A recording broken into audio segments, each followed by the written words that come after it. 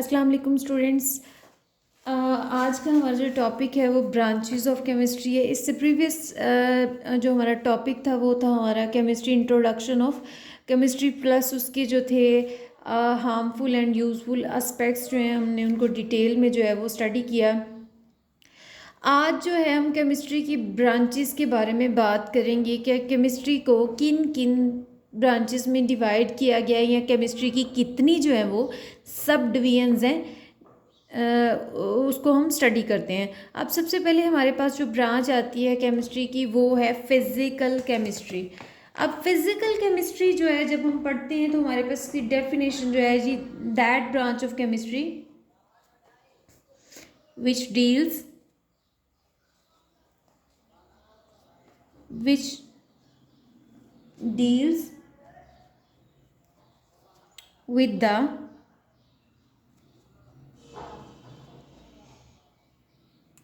relationship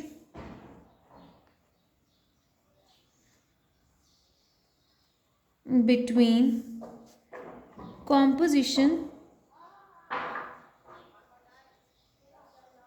and physical properties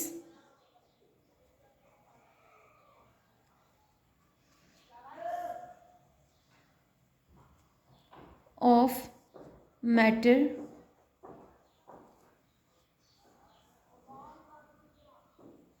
along change in them। हाँ जी, हमारे पास जो फिज़िकल केमिस्ट्री की जो हमारे पास डेफिनेशन आती है, the branch of chemistry that deals with the relationship between composition and physical properties of matter along change in them. यानी कि ये जो है केमिस्ट्री की वो डिवीजन है, केमिस्ट्री की वो ब्रांच है, वो सब डिवीजन है जिसमें हम जो है फिज़िक्स के लॉज को जो है केमिस्ट्री में अप्लाई करते हैं। केमिस्ट्री के फिज़िक्स के जो हैं मैथमेटिकल एक्सप्रेशंस जो हैं उनके लॉज को फॉलो करते हुए हम केमिस्ट्री को यानी कि मैटर को स्टडी करते हैं। इसमें हम देखेंगे कि हमारे पास जो है वो कॉम्पोजिशन जो है और केमिकल फिज़िकल प्रॉपर्टीज़ में जो हमने चेंज और इनके रिलेशनशिप और इनके चेंज को हमने स्टडी करना है। जैसा कि हम कॉम्पोजिशन जो है हमने पीछे बात की थी कि कॉम्पोजिशन जो है हमारे पास किसी भी मैटर की अज्जा जो हैं उसके हिस्से जो हैं उनको हमने नाम दिया था कॉम्पोजिशन का। इसी तरह से जब हम फिज़िकल केमिस्ट्री की बात करें तो हम देखेंगे कि हमारे पास जो कॉम्पोजिशन जो है उसके साथ फिज़िकल प्रॉपर्टीज़ भी चेंज हो जाती हैं। फिज़िकल प्रॉपर्टीज़ में हमने स्टडी किया था कि फ़िज़िकल प्रॉपर्टीज़ में हमारे पास आ जाता है कलर आ जाता है, इसके अलावा हमारे पास स्मेल आ जाती है, इसके अलावा हमारे पास जो है वो टेस्ट आ जाता है, फिर हमारे पास बॉइलिंग पॉइंट आ जाता है, फिर हमारे पास जो है जी मेल्टिंग पॉइंट आ जाता है। इस तरह की ये सारी प्रॉपर्टीज़ होंगी हमारे पास फिज़िकल प्रॉपर्टीज़ जो हैं वो कंसीडर की जाती हैं। तो अब अगर हम फिज़िकल केमिस्ट्री की बात करें तो इसमें हम रिलेशनशिप दो चीज़ों को स्टडी कर रहे हैं, मैटर की कॉम्पोजिशन का प्लस जो है उसकी फ़िज़िकल प्रॉपर्टीज़ का फिज़िक्स के लॉज को यूज़ करते हुए। तो अब इसमें जो है हम जो है ये स्टडी करेंगे कि सपोज़ हमारे पास जो है मैटर की कॉम्पोजिशन जो है चेंज होती है तो इट मीन्स कि फिर हमारे पास जो है उसकी फ़िज़िकल प्रॉपर्टीज़ भी चेंज होना जो है वो लाजिम है। ये नहीं है कि मैटर जो है जो भी है जिस हालत में भी है जिस तरह से भी है उसकी फ़िज़िकल प्रॉपर्टीज़ जो है वो सेम ही रहेंगी। अब सपोज़ कि हमारे पास जो है वाटर है, सपोज़ हमारे पास वाटर है तो इसकी हमारे पास जो कॉम्पोजिशन जो है कुछ और है, तो इसकी बॉइलिंग पॉइंट जो है वो कुछ और है। ये 100 डिग्री सेंटीग्रेड पे क्या होगा, बॉयल हो जाएगा। इसी तरह से अगर हम इसको डिकम्पोज करते हैं वाटर को तो हमारे पास ऑक्सीजन आ जाएगी प्लस हमारे पास हाइड्रोजन आ जाएगी, लेकिन इनके बॉइलिंग पॉइंट जो है वो सेम नहीं होंगे। यानी कि जैसे ही हमारे पास कॉम्पोजिशन जो है किसी चीज़ की चेंज होती है तो उसके फिज़िकल प्रॉपर्टीज़ जो है उससे बहुत ज़्यादा रिलेट करती हैं वो, और उनके साथ चेंजेस जो हैं वो चेंजेस भी पैदा हो जाते हैं, यानी कि उनके अंदर चेंज पैदा होना शुरू हो जाता है। फिजिकल कॉम्पोजिशन के चेंज होते ही फिजिकल प्रॉपर्टीज़ भी चेंज हो जाएंगी। अब सेकंड नंबर पे हमारे पास जो है ऑर्गेनिक केमिस्ट्री है। ऑर्गेनिक केमिस्ट्री जो है हमारे पास साइंस की केमिस्ट्री की वो ब्रांच है जो कि स्टडी करती है covalent compounds of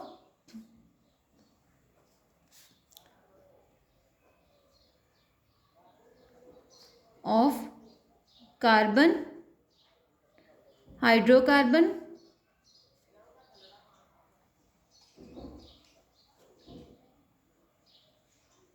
and their derivatives.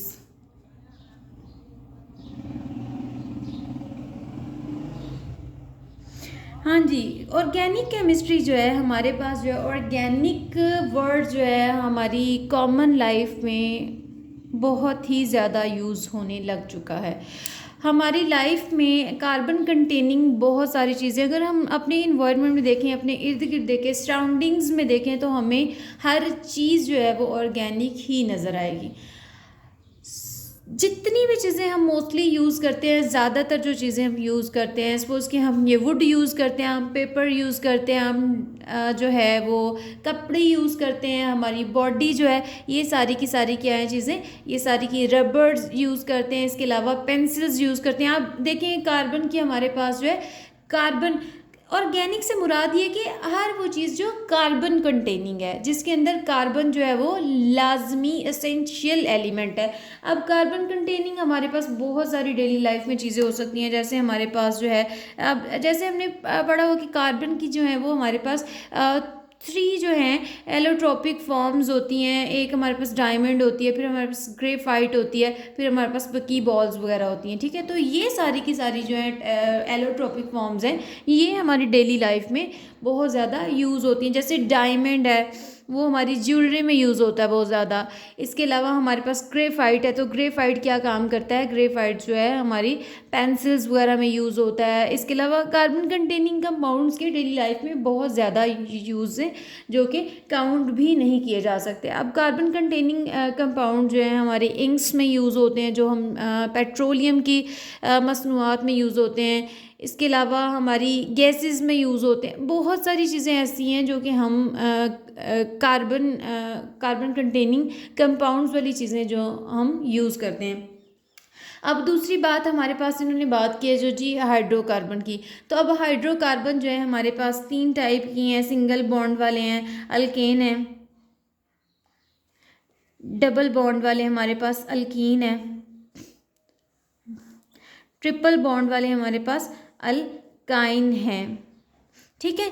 तो अब ये क्या काम करती है, ये ब्रांच जो है कार्बन कंटेनिंग कंपाउंड, जैसे मैंने अभी आपको बताया कि कार्बन कंटेनिंग कंपाउंड कौन कौन से हमारे पास, उसमें ग्रेफाइट्स हो सकते हैं, बकी बॉल्स हो सकती हैं, और इसके अलावा हमारे पास जो है डायमंड हो सकता है, ग्रेफाइट्स हो सकता है, बकी बॉल्स कंटेनिंग वाली चीज़ें जिनसे ये मिलके बनी होती हैं। और साथ में हमारे पास जो है अल्कीन, अल्काइन और अल्केन जो हैं, जो कि हाइड्रोकार्बन हैं, जिनके अंदर जो है हाइड्रोजन और कार्बन जो है लाजमी एसेंशियल एलिमेंट हैं, जिन ऐसे कंपाउंड जिनमें हाइड्रोजन या फिर कार्बन जो है, ये दोनों जो हैं लाजमी एसेंशियल एलिमेंट होने चाहिए, इनका होना जो है वो बहुत ज़रूरी है। अब थर्ड नंबर पे बात की है जी, हमारे पास इनके डेरिवेटिव भी हो सकते हैं,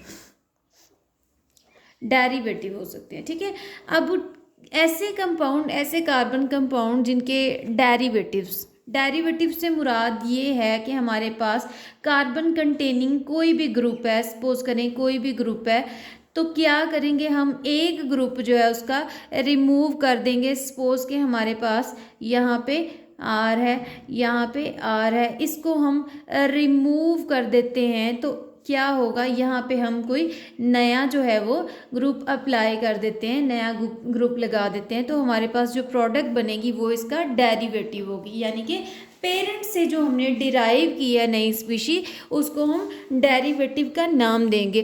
तो अब हमारे पास जो ऑर्गेनिक कंपाउंड की डेफिनेशन आती है वो ये है कि ऐसे compound covalent compounds of carbon, hydrocarbon and their derivative, यानी कि कार्बन कंटेनिंग कंपाउंड, हाइड्रोकार्बन और कार्बन से डिराइव किए हुए नए बनने वाले कंपाउंड जो हैं, उनकी स्टडी को हम नाम देते हैं ऑर्गेनिक केमिस्ट्री का, ठीक है। अब ऑर्गेनिक केमिस्ट्री जो है वो कहाँ कहाँ पे यूज़ होती है, ये जो है पेट्रोलियम में यूज़ होती है। अब पेट्रोल की जितनी भी मसनूआत है वो सारी की सारी क्या हैं, वो ऑर्गेनिक है, यानी कि वो कार्बन कंटेनिंग कंपाउंड्स होते हैं। पेट्रोलियम की जितनी भी क्रैकिंग से हमारे पास पेट्रोलियम की प्रोडक्ट्स आती हैं, वो सारी की सारी जो है वो क्या होती हैं हमारे पास ऑर्गेनिक और कार्बन कंटेनिंग कंपाउंड्स होती हैं। अब हमारे पास जो है ये आती किस तरह से, अब देखते हैं। पेट्रोलियम जो है, पेट्रोलियम प्रोडक्ट्स जो हैं या गैसेस वगैरह, गैस वगैरह जो मीथेन गैस वगैरह, ये हमारे पास किस तरह से आती है स्टूडेंट्स। जब थाउजेंड ऑफ ईयर्स इगो जब लिविंग बॉडीज़ जो हैं, चाहे वो प्लांट्स हैं चाहे वो एनिमल्स हैं, वो अंडर द प्रेशर जो है वो बरीड हो जाते हैं, तो उसके बाद क्या होता है कि बॉडीज़ जो होती हैं ये बॉडीज़ जो होती हैं वो थिक से लिक्विड, विस्कस से लिक्विड में चेंज हो जाती हैं। Aahista Aahista Aahista temperature plus pressure की वजह से वो क्या हो जाती हैं, वो एक थिक विस्कस से ग्रीनिश से ब्राउनिश से लिक्विड में चेंज हो जाती हैं, जिसको जो कि ऑर्गेनिक कंपाउंड, क्योंकि वो लिविंग ऑर्गेनिज्म की बॉडी से बनती है, जो और लिविंग ऑर्गेनिज्म की बॉडी जो है वो कार्बन जो है उसका लाजमी एसेंशियल है, एसेंशियल एलिमेंट है। तो उससे बनने वाली प्रोडक्ट जो हैं उस कोल से जब उसको साफ़ किया जाता है तो उससे पेट्रोलियम की प्रोडक्ट्स बनती हैं जो कि कार्बन पर मुश्तमिल होती हैं। तो कार्बन की जितने भी प्रोडक्ट्स हैं वो सारी की सारी ऑर्गेनिक प्रोडक्ट्स हैं। इसके अलावा जो है ये यूज़ होती है पेट्रोकेमिकल, अभी मैंने आपको पेट्रोलियम वाली बताया जाए, पेट्रोलियम और गैस की जो प्रोडक्ट्स वगैरह हैं। इसके अलावा फार्मास्यूटिकल इंडस्ट्रीज़ में और जितनी भी अद्वियात वगैरह यूज़ होती हैं वो भी मोस्टली जो है वो ऑर्गेनिक कंपाउंड से प्रिपेयर की जाती हैं। अब नंबर 3 पे जो हमारे पास चीज़ आती है वो इनऑर्गेनिक। अब इनऑर्गेनिक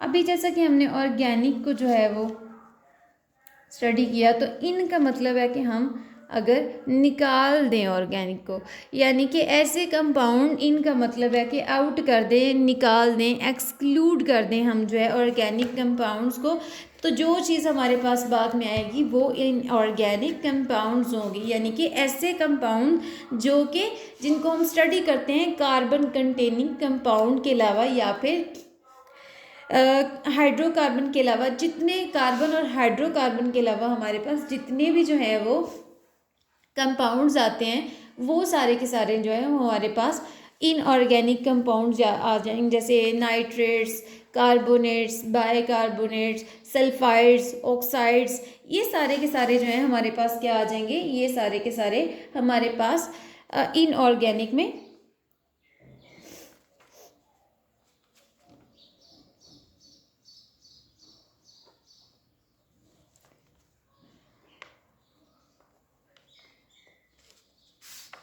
कार्बोनेट्स, कार्बाइड्स, ये जितनी भी वो चीज़ें हैं जो कार्बन जिनके अंदर लाजमी एसेंशियल नहीं है, वो सारी की सारी जो है वो हमारे पास, जैसे सल्फ़र ऑक्सीजन का सल्फ़र ऑक्सीजन फॉस्फोरस, जितनी भी चीज़ें हैं वो सारी की सारी हैं वो हमारे पास इनऑर्गेनिक केमिस्ट्री में आ जाएंगी। अब इनऑर्गेनिक की केमिस्ट्री जो है सॉरी एप्लीकेशन जो है ये हमारी डेली लाइफ में इंडस्ट्रीज़ में यूज़ होती है। सपोज़ ये सीमेंट इंडस्ट्री में हम जो है इसका बहुत ज़्यादा रोल है। इसके अलावा जी इसका रोल जो है डिटर्जेंट्स बनाने में, इसके अलावा जी ये यूज़ होती है बहुत ज़्यादा जो है ग्लास इंडस्ट्रीज़ में, सोडा बनाने की इंडस्ट्रीज़ में, कास्टिक सोडा जो है। इसके अलावा जो है हम इसको यूज़ करते हैं सिरामिक्स वगैरह, बर्तन वगैरह बनाने के लिए, और इसके अलावा हम यूज़ करते हैं इससे मेटलर्जी के लिए। अब आपके जहन में ये सवाल आ सकता है कि मेटलर्जी जो है ये क्या चीज़ है। स्टूडेंट्स, मेटलर्जी जो है हमारे पास मिनरल से, यानी कि मिनरल जो है वो और होता है जो कि बड़ा इजी भी हो और जिस पे लागत कम है, जिस पे एक्सपेंसेस भी कम हो और बड़ा इजीली उसको कैरी किया जा सके। यानी कि ऐसा मिनरल जो कि अब मिनरल क्या चीज़ होती है? मिनरल हमारे पास जो है मेटल प्लस हमारे पास दूसरी इम्प्योरिटीज़ वगैरह जो होती हैं उनको हम मिनरल का नाम देते हैं, जो कि अंडर द अर्थ जो है या अर्थ क्रस्ट में मौजूद होते हैं। उनको हम प्योर करने के लिए मेटलर्जिकल ऑपरेशन करते हैं और फिर हम जो है अगर हम उस मिनरल के ऊपर जो है लागत कम आए और वो उसको मेटल को उसके अंदर से निकालना ईजी हो तो हम उसको नाम देंगे ओर का। अब ओर जो है, ओर से मेटल जो है खालिस मेटल हासिल करने का नाम जो है वो है मेटलर्जी, यानी कि ओर के अंदर से मेटल निकालने का नाम जो है वो process of extraction of metal, यानी कि ओर के अंदर से मेटल निकालने का, खालिस मेटल हासिल करने का नाम जो है वो क्या है, उसको हम नाम देते हैं मेटलर्जी का। मेटलर्जी के ऑपरेशन के 3-4 स्टेप्स होते हैं, उनको फॉलो किया जाता है और फिर उससे क्या होता है, उससे जो है हमें खालिस जो है साफ़ सुथरी मेटल जो है हमारे पास आ जाती है। शुक्रिया।